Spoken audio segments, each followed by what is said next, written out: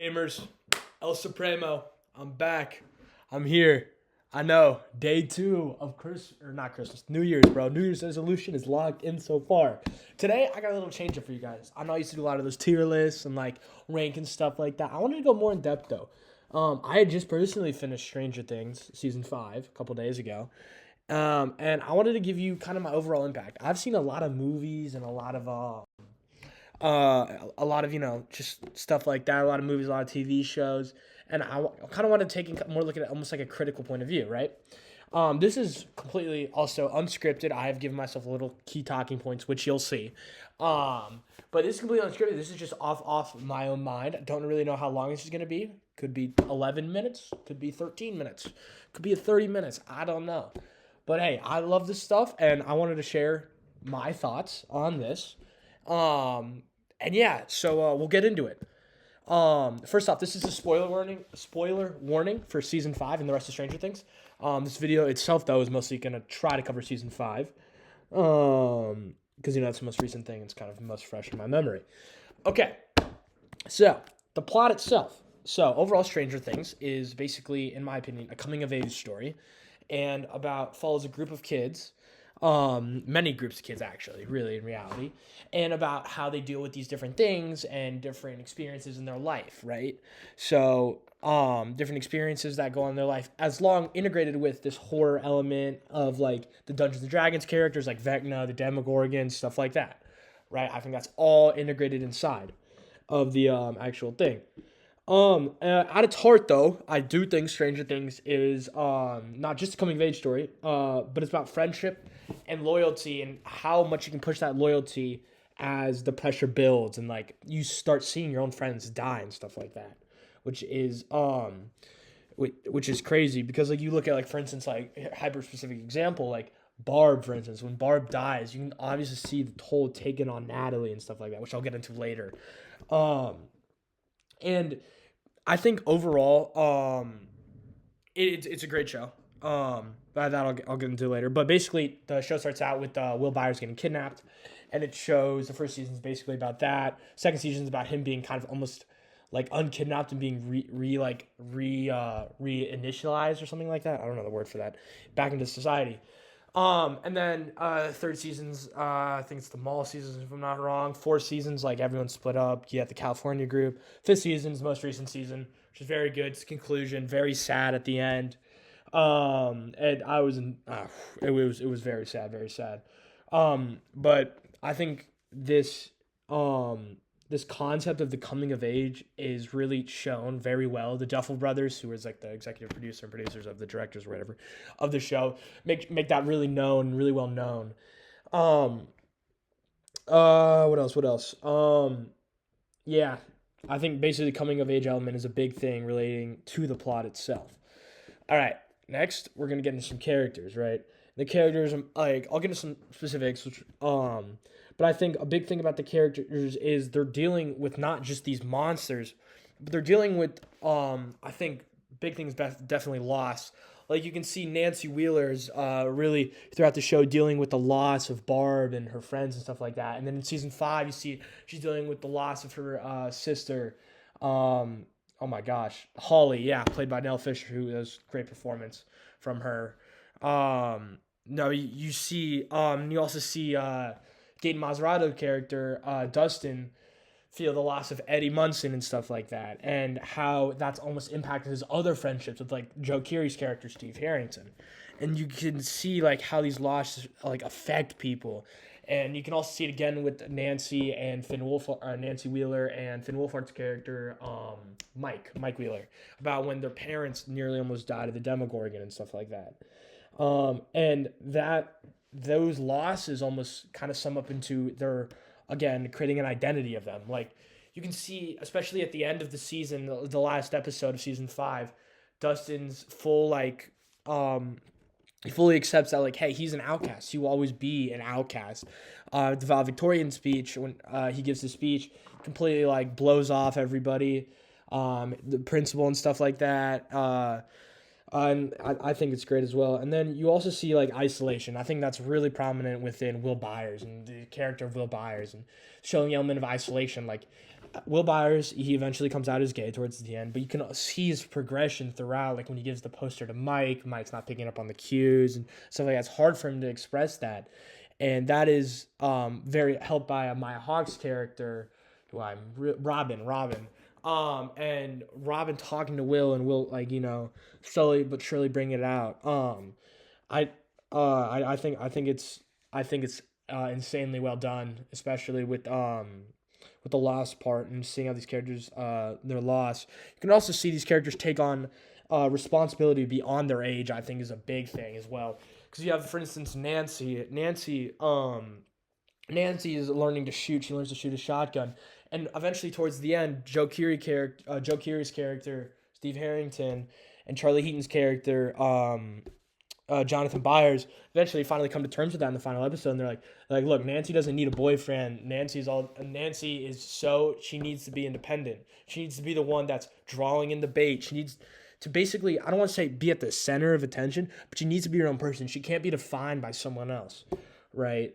And I think another part, which I can't really attest to because I'm not like a kid or a child or whatever, but I think the adults basically, I think they're really like Hopper and Joyce, because it shows this balance of, like, especially with Joyce, about your kid being kidnapped and stuff like that, and like the protective nature.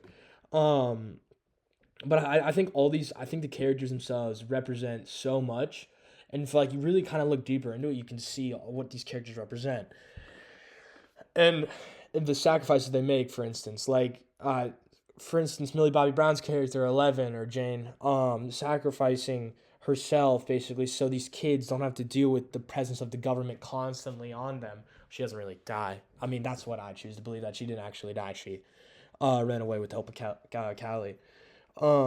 And I think that was an incredibly well done scene. But no, it is great. The show's amazing. Characters are awesome. All right, now we're gonna get into some of the atmosphere, right? So the atmosphere is basically heavily 1980s nostalgia. You have those metal bikes, the chain bikes you see in It, you see in a bunch of other movies of that time.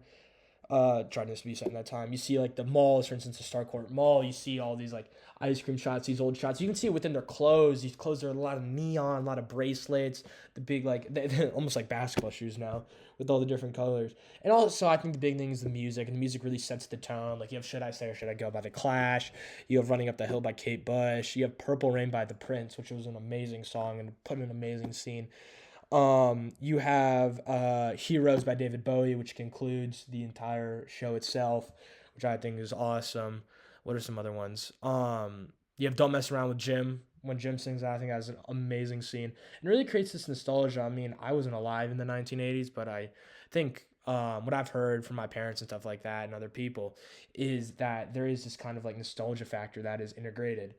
Um, and I think another big thing about the atmosphere is there's always constant action. There's never really not action except for like I mean, there's some parts that aren't fully action, but I think for the most part, like 95% of the show is constant action. You're constantly doing something.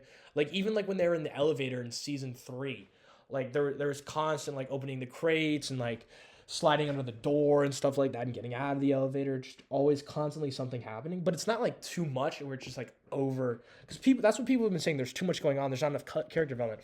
I disagree.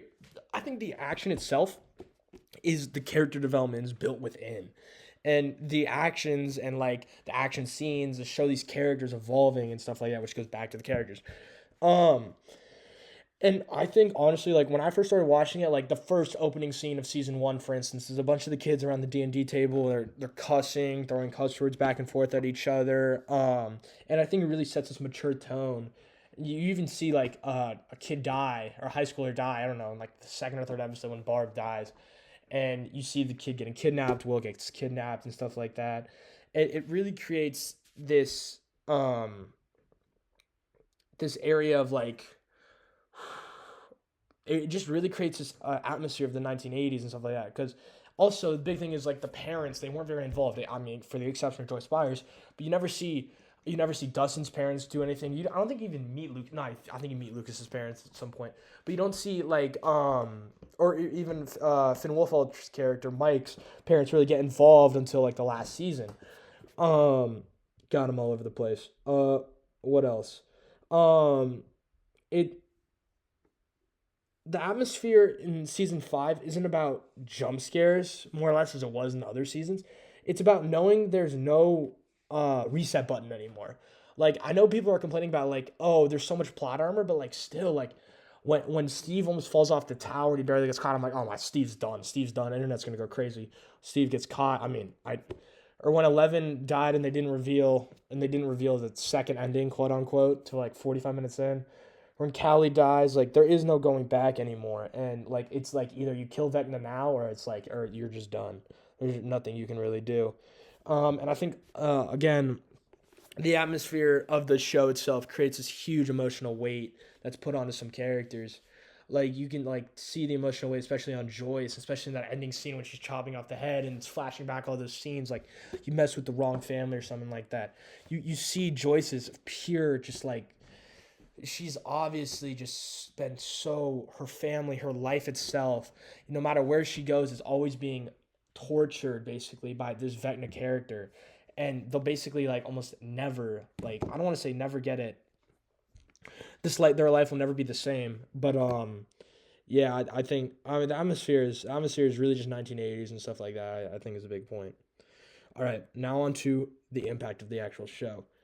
I think a big thing that's what I finished with the atmosphere is the characters actually can't go back to normal life. There's always going to be the time where they fought actual real life monsters, like with like flower heads with spikes in them or teeth and stuff like that.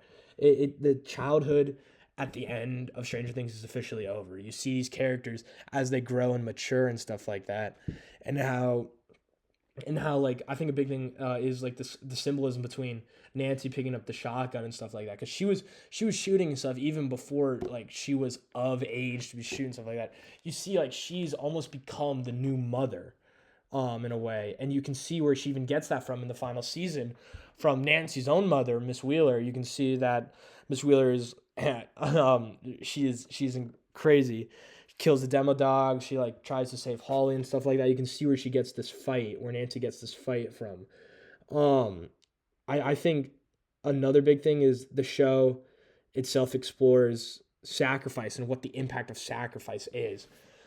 So you have you have Hopper, especially in what season 3 I think it was, where he runs into the portal, or I mean he kind of basically kills himself so they can close the rift, and they can close the dimension door. But he eventually runs in, and lo and behold, he's still alive, which is crazy.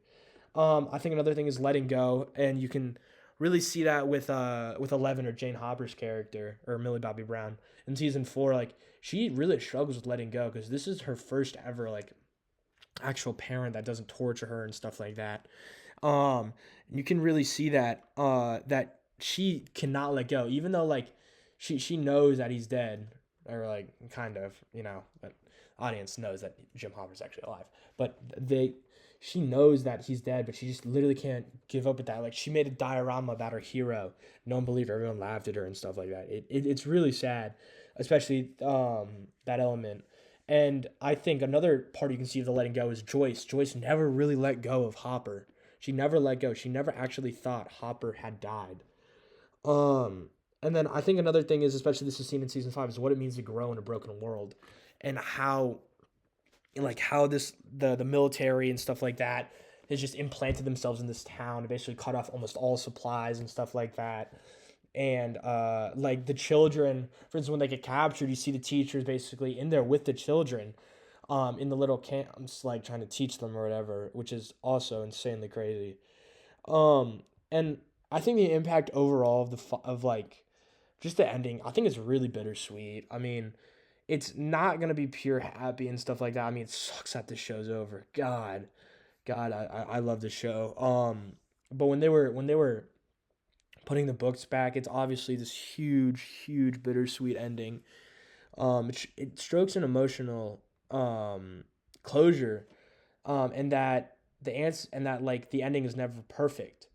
Max addresses this point to Finn, like there's no way that Finn Wolfhard's character, Mike, there's no way that this is the ending and that everything ends happily ever after. And then Mike kind of explains, and then So yeah, I think that's the impact. Just like the bittersweet ending, I think has really left an impact on me.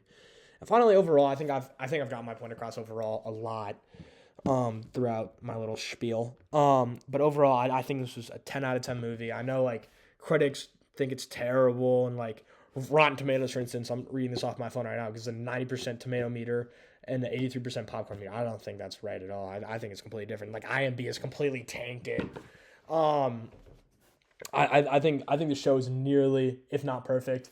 There's like two things I would change. I think Callie especially. Callie really pissed me off. I'm gonna be honest. That character. I mean, look, I think the actor played the character great, and she was doing great what she was working with. But God, she was in too much shots and stuff like that. And then Murray, I think Murray needed more screen time. He needed more closure. I don't think he got a real closure. He threw the C4 grenade bomb at the helicopter. I think that was it. I don't really think I saw a Murray closure. And I really do hope there's a spinoff to this. I would definitely give this like a 9.8 out of 10. It's almost perfect. I mean, without the Cali stuff, I think you can easily remove the Cali stuff and the thing would still be great. But yeah, you do need Cali to kind of bring in the fact that Jane Hopper or 11 actually survived.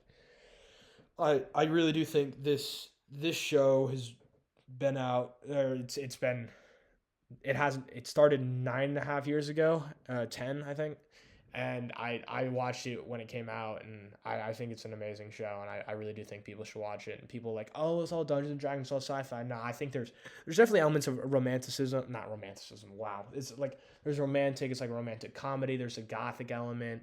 It really like, I don't know. It I think it is incredibly well done. The Duffer Brothers are great, great directors, great actors. Casting's amazing. Finn Wolfhard, Gaten Matarazzo, Sadie Sink, Millie Bobby Brown, Joe Keery. Like I think these guys, it's executed so well.